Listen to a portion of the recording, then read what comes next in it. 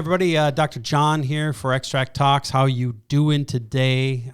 Today we are going to be talking about containment, and we're going to be talking about automation. We're going to be talking about why you would use containment systems, why they're hot in this world of pharmaceutical API production. But before we get started, please go ahead and press that subscribe button. This is a topic that is near and dear to our hearts, but may only really address a small subsegment of the people that we talk to, and that is pharmaceutical processors.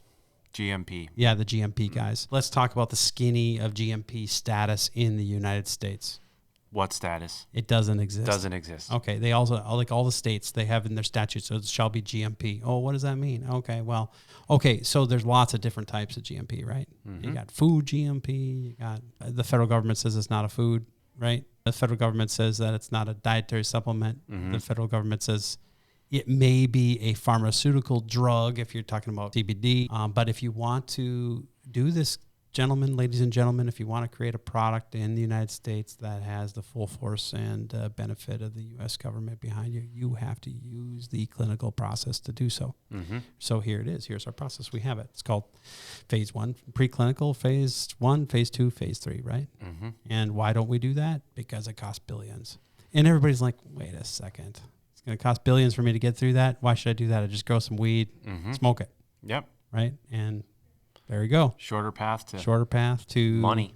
And the states have recognized this and said, hey, we can make a lot of money just allowing these guys to do this, circumvent the pharmaceutical process, and we'll let them go on the way, and we'll create a state program, and then we'll call it GMP. We'll send a bunch of people out to look at their facilities to make sure there's no rats or open doors or stuff like that, and then it looks like that they're GMP, right? So it's not really GMP. No. It's more of a, they may have just, it's more like a hygiene check, basically, right? That's a lot different than like GMP requirements and stuff.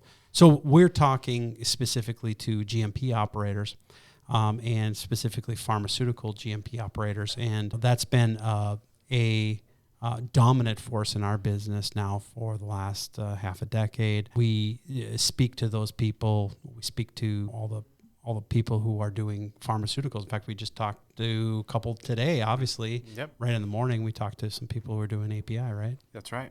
Increasingly, a larger percentage of my inquiries or calls are from people making pharmaceutical ingredients. Yeah, well, that's because that's what we do. Yeah. One of the things that we've looked at over the years is how to create API or ingredients without having to touch the materials. And I think that really adds a lot of value. Yep. I mean, you have basic containment systems that you would operate. Typically, containment systems have been used around the world in various things like cancer drugs that may be toxic, for example, and you can't really touch them.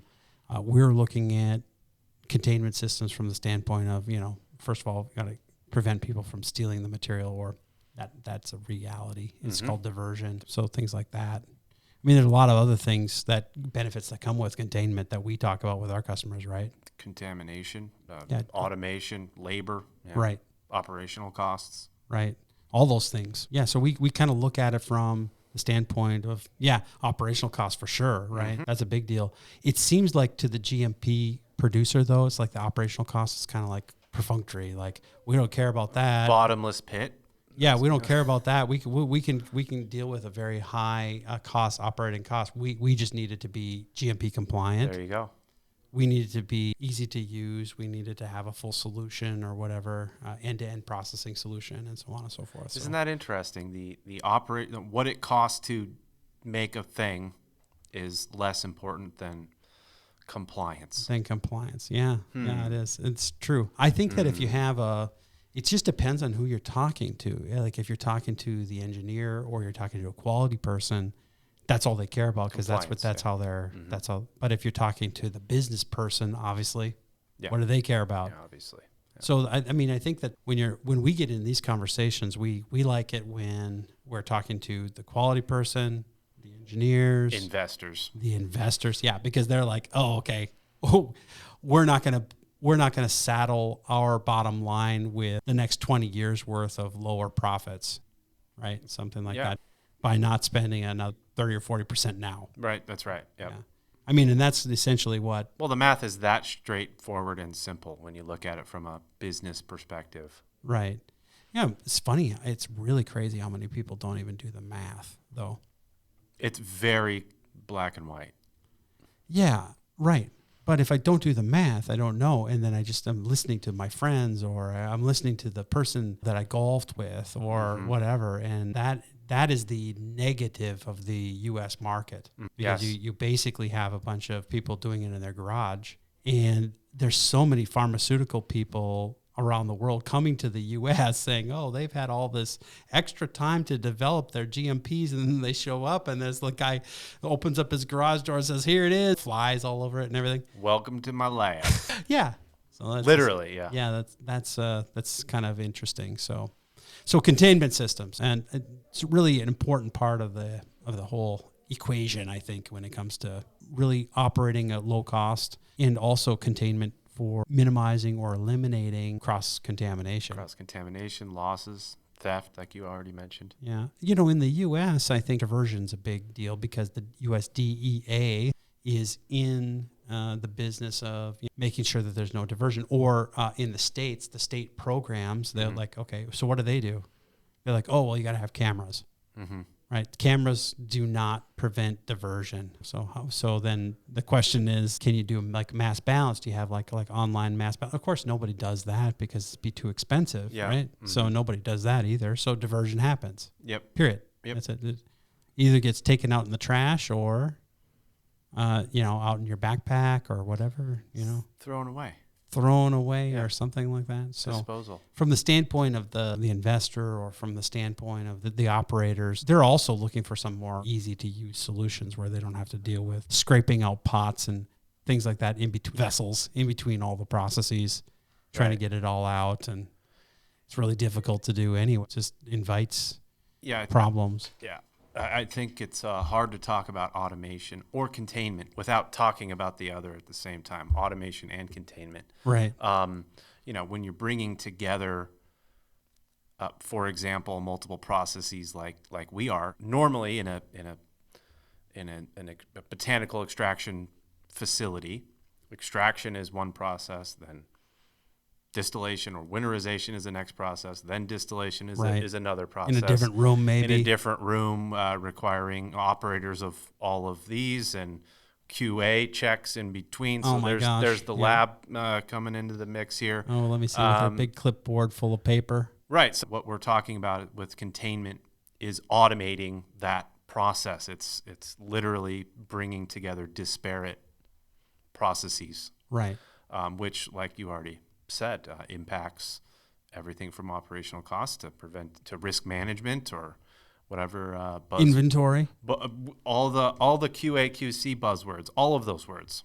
Right. That's why I think that when we talk to the best conversations that we have with customers are people who are also business people, right? Business people in the API world. Yeah.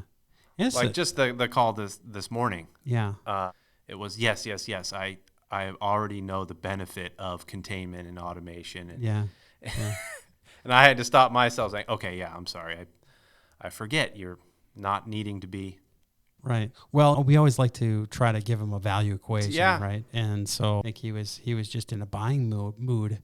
He's like, okay, I accept it. I drank the Kool-Aid long ago. How much is it? Yeah. Where can I write the check and how soon can I get it? Fair summary. Yeah, well, that's another thing. When you guys are thinking about getting into the business of API production, okay, you need to be thinking 6 months to a year out in advance, okay? It's not like the materials and the equipment is on the shelf, right? And if it is on the shelf, you don't want to buy it. If it's on the shelf, it's like, oh, hey, we got 10 of these in our backyard. You don't want to buy that. That's or source it from a low-cost production area. Let's just put it that way. They haven't really thought through everything that we're talking about here. And I'm sure what they'll do, they're going to try to copy what we have, but that's why we have patents, right? And so, I mean, it probably won't prevent someone around the world from trying to do it, but we can see how that goes. So anyway, so that's how that goes. So those of you guys who are interested in API production, we have got a smashing lineup where we can mix and match and really take an entire workflow and customize the workflow from extraction to distillation to crystallization to solvent precipitation, online filtration, no kidding, online filtration, and chromatography. Bam. Yeah. Yeah, all online, all automated, all connected together. It's really fully contained. Yeah, it's really advanced. If you look at the general pharmaceutical engineering paradigm is decades and decades of years old. It's super standardized, right? So they're not really thinking about the next step. And when you're talking about unique forms of API or high potency API or something along those lines, you really need to be thinking about, okay, how does my process have to be changed in order to comply with the new drug or even an existing drug, or maybe to provide a containment system then that I could then use in a multi-purpose facility. So those are the types of things that those types of engineers are really thinking about. So with that, that's our little spiel on the containment and API. I'm sure we'll be talking more about this as we start talking to more customers on the API side and all the various different types of API, and then the customization of the process and the workflow to hit that is huge. Absolutely. So that's essentially what we do. So if you guys have any questions about how to do that, Connor and I are here to talk to you. We can do some engineering. We can do some layouts for you. We can look at and even deliver some ideas on what kind of cost savings you would be looking at if you replace your process. In fact, I would say that a lot of discontinuous processes, if you just threw them away and take all of the costs that you got into your current process, you throw it all away, like literally put it out of the dumpster and flush it down the toilet, or whatever. Waste all of that money. Waste all of it money. You would be way ahead buying a continuous automated 100%. solution. 100%. We can prove it. Right. We can prove it. We can prove it, yeah. Yeah, the other thing is like, okay, we were actually calculating the cost of free equipment. Yeah, just to humor a prospect. We made we were comparing CO2 versus ethanol solutions. Yeah. And someone had said, "Hey, we get it really a lot cheaper than it's in your sheet, in the spreadsheet tool, in the calculator tool." And Jon says, "Well, sure, okay, let's take it to the extreme. Let's just say it's free." And of course, everyone was a little confused by that, but anyway, the break-even point between all of the investment, startup cost of CO2 extraction with automation versus free ethanol extraction equipment, disparate processes, of course. The recovery time was something like 3.5 months. Yeah, right, exactly. Back to even. Back to even, right. And then you, of course, after 3 months, you're way ahead. So you're talking about saving millions of dollars, and that's just because you're avoiding ethanol losses. It's quicksand from there on out for the ethanol. Yeah, yeah. Solvent costs. That's probably why we were looking at that API cost. That was an ethanol solvent place, right?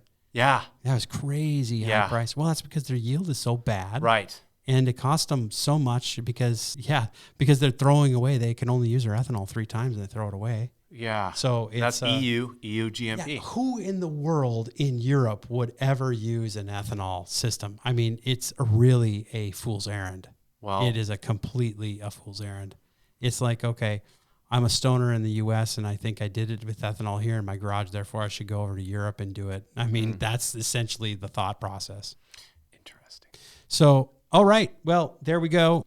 Take care, you guys.